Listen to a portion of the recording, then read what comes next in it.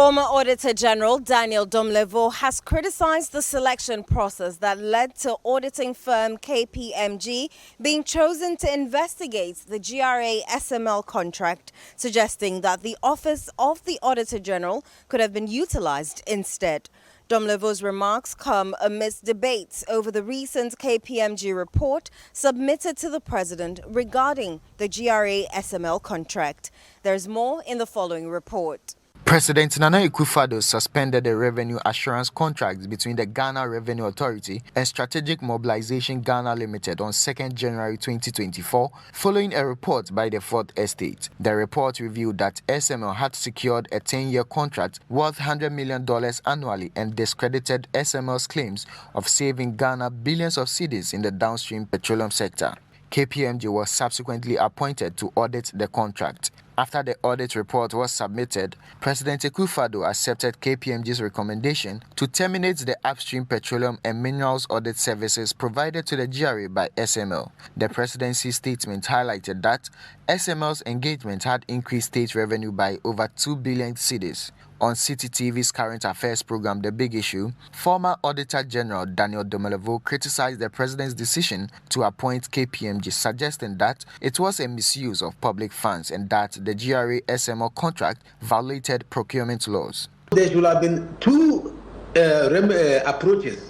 One, which is an audit by the Auditor General, which could lead to disallowance and surcharges, then investigation and possible prosecution by the OSP. But the president ignored the constitutional provision and went in to engage KPMG. And I made a point which I want to repeat, that anytime the public cries about wastage, the government wastes additional money. This is an example of it.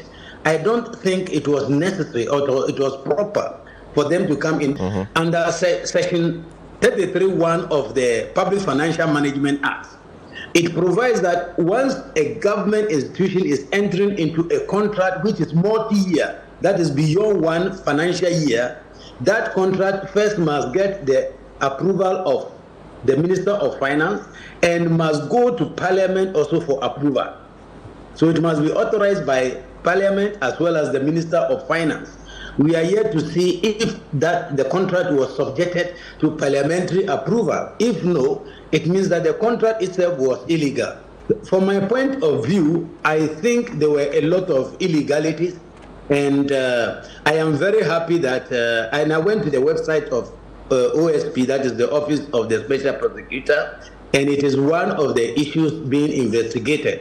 I am sure after his investigation, if there is the need to prosecute, then the details will come out. But about 2 weeks or 3 weeks ago, I asked the presidency to make the report available so we can all read the report. Investigative journalist Manasseh Azuri Awuni expressed surprise on the same show that KPMG did not consult him despite his work being foundational to the scrutiny of the GRA SML contract. He called for further action, including contract termination. I expect this contract to be cancelled. It is not something that should continue because it is not in the interest of the public. So both what has been recommended for termination and even the existing downstream one, they both have to be cancelled. There has to be further investigation for money to be retrieved because they kept saying in this case they did partial fulfillment of the contract terms, and I don't think we can pay somebody fully and they would give us partial results. And finally, certain persons should be made to face the law. The former Maslog boss has been jailed. What has sent her to jail is a tiny fraction of what has been wasted in this SML scandal. The conversation on the contract between GRA and SML continued to gather momentum. For civil society organizations and anti-corruption crusaders, the presidency must publish the entire KPMG audit report in its entirety for further scrutiny and perusal.